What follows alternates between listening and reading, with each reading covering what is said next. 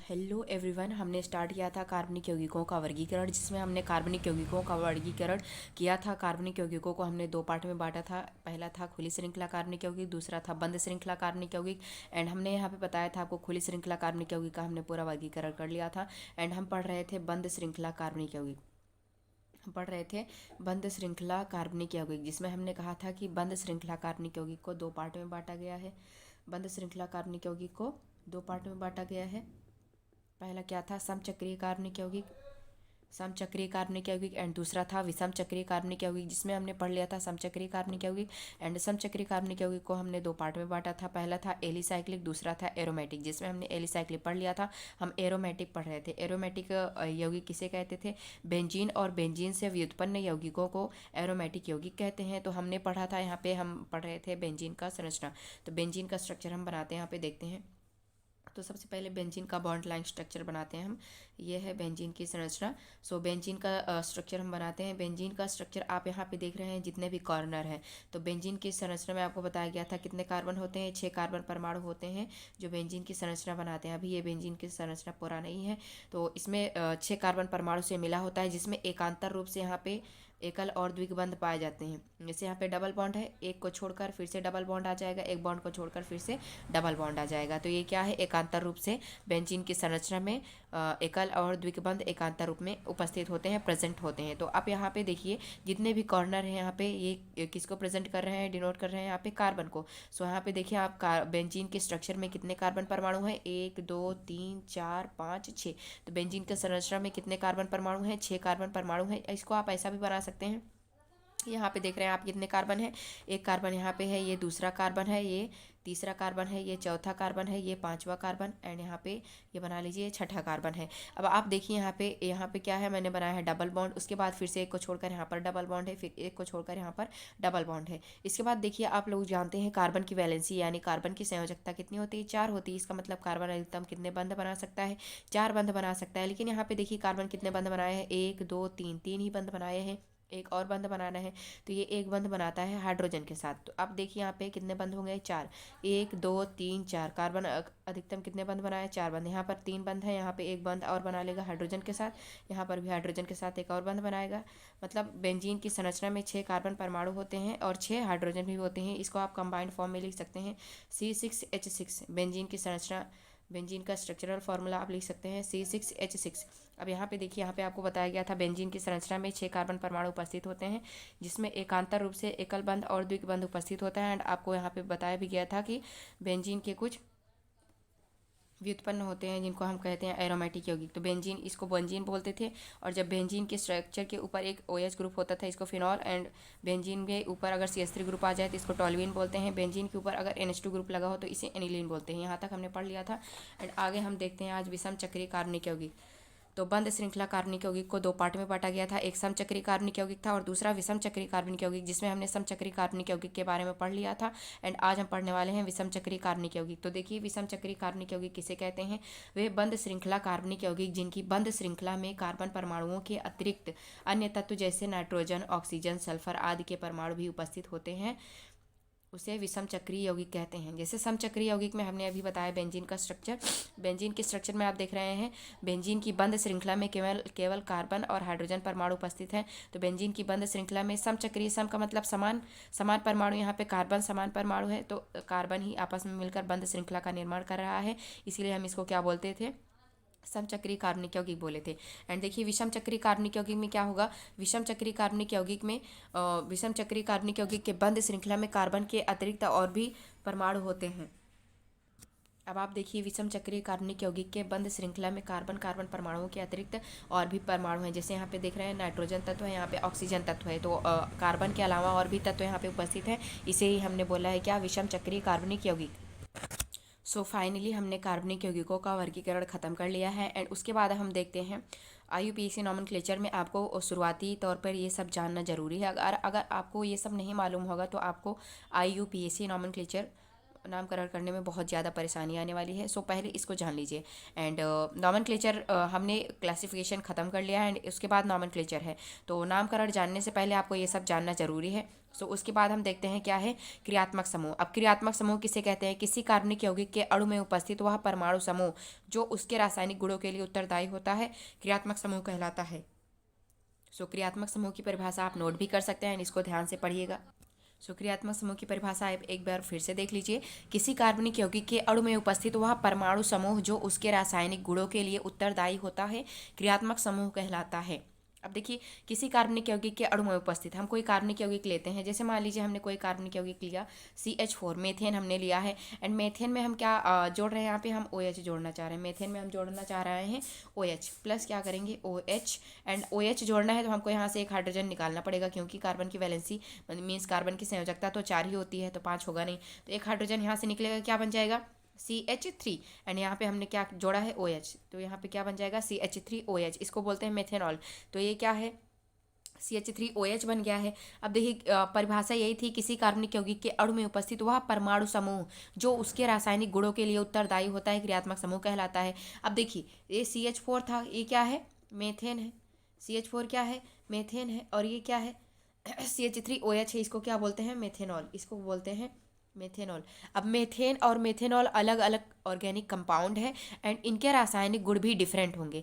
Methane का कुछ और रासायनिक गुण होगा और मेथेनॉल का रासायनिक गुण कुछ और होगा, इसीलिए इन दोनों के रासायनिक गुण अलग हैं। तो आपको परिभाषा में भी तो यही तो लिखवाया गया है कि किसी कार्बनिक यौगिक के अणु में उपस्थित वह परमाणु समूह जो उसके रासायनिक गुणों के लिए उत्तरदायी होता है, क्रियात्मक समूह कहलाता है।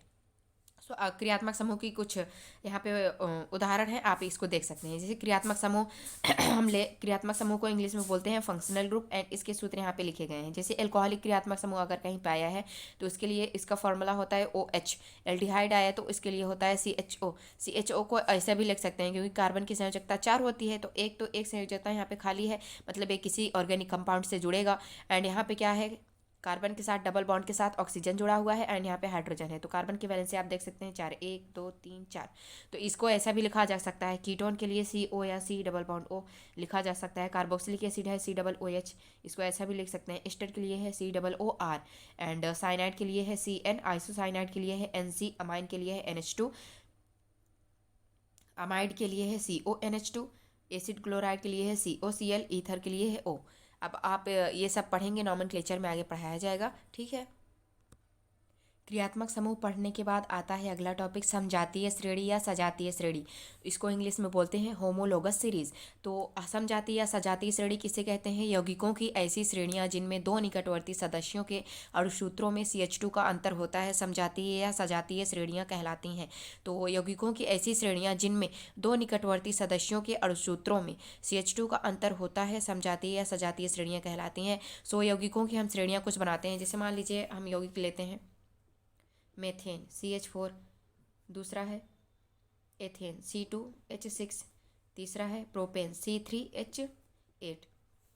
इतना हमने ले लिए हैं। मान लीजिए इसका एग्जाम्पल है सजातीय श्रेणी या समजातीय श्रेणी की। तो अब समजातीय या सजातीय श्रेणी हमने किसे कहा था? यौगिकों की ऐसी श्रेणियां, हमने ये श्रेणी बनाई है जिनमें दो निकटवर्ती सदस्यों के अणुसूत्रों में, ये क्या है? दो निकटवर्ती सदस्य हैं। ये दो निकटवर्ती सदस्य हैं। निकटवर्ती मतलब नज़दीक, पास पास वाले। अगर कहें आप कि ये दो निकटवर्ती सदस्य हैं तो ये गलत है, ये दो निकटवर्ती सदस्य नहीं है, दो निकटवर्ती सदस्य ये हैं।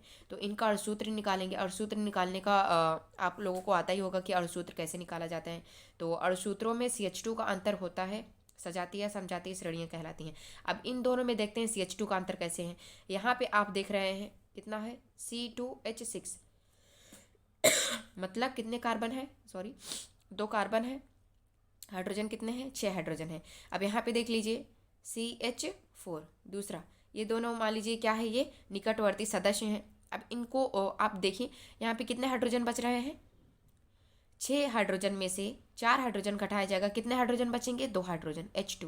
एंड यहाँ पे देखिए 2 कार्बन है, 2 कार्बन में से एक कार्बन घटा दीजिए, कितने कार्बन बचेंगे? 1 कार्बन। तो क्या लिखेंगे यहाँ पे? CH2। कितने का अंतर आ रहा है अणुसूत्रों में? CH2 का अंतर आ रहा है। तो ये क्या हुए? निकटवर्ती सदस्य हुए। अब ये दोनों भी क्या है? निकटवर्ती सदस्य हैं। एथेन और प्रोपेन भी क्या है? निकटवर्ती सदस्य हैं।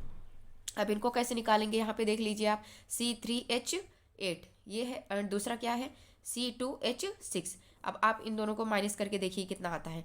तो 8 हाइड्रोजन में से 6 हाइड्रोजन को माइनस करेंगे, कितना हाइड्रोजन आएगा यहाँ पे 2 हाइड्रोजन, ऐसा लिख सकते हैं H2।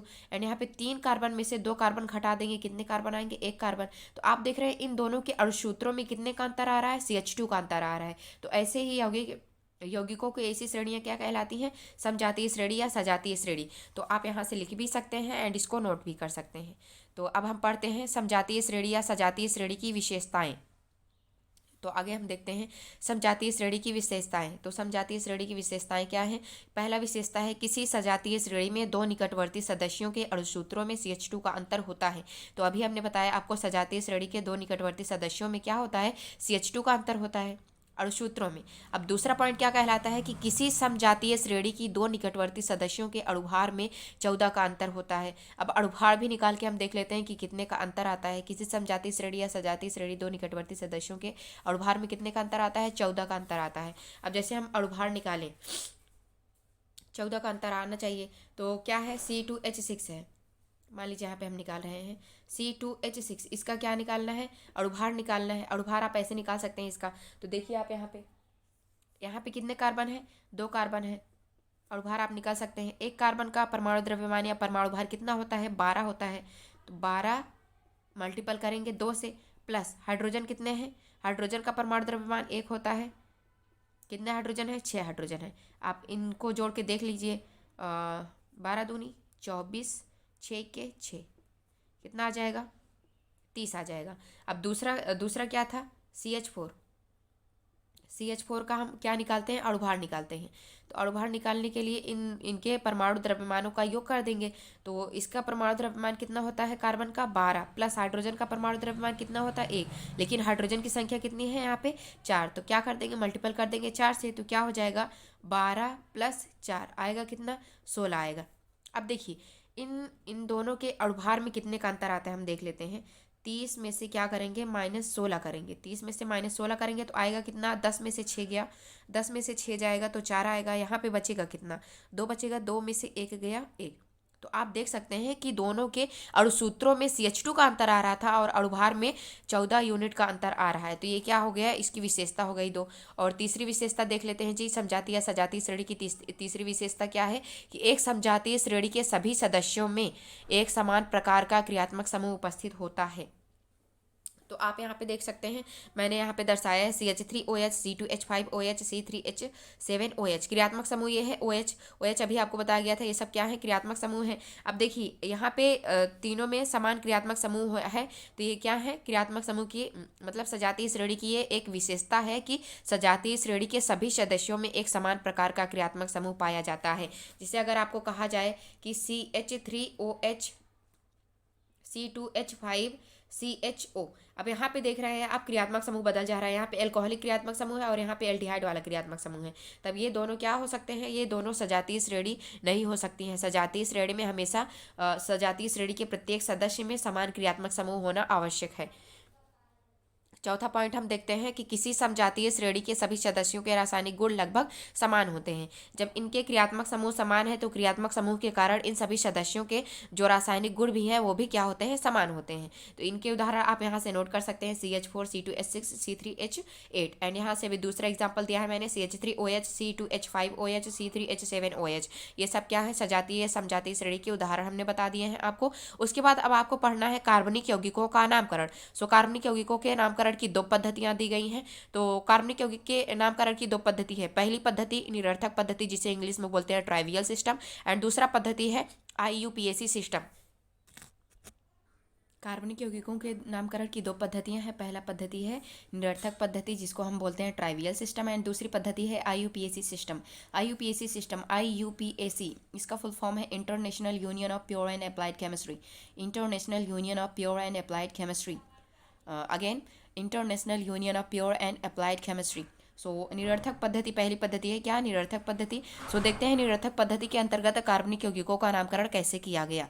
तो निरर्थक पद्धति में कार्बनिक यौगिकों का नामकरण उनके स्रोत के आधार पर रखा गया। तो स्रोत के आधार पर, स्रोत का मतलब आप लोग जानते होंगे, स्रोत का मतलब कोई भी चीज़ जहाँ से प्राप्त होती है उसे क्या बोलते हैं, स्रोत।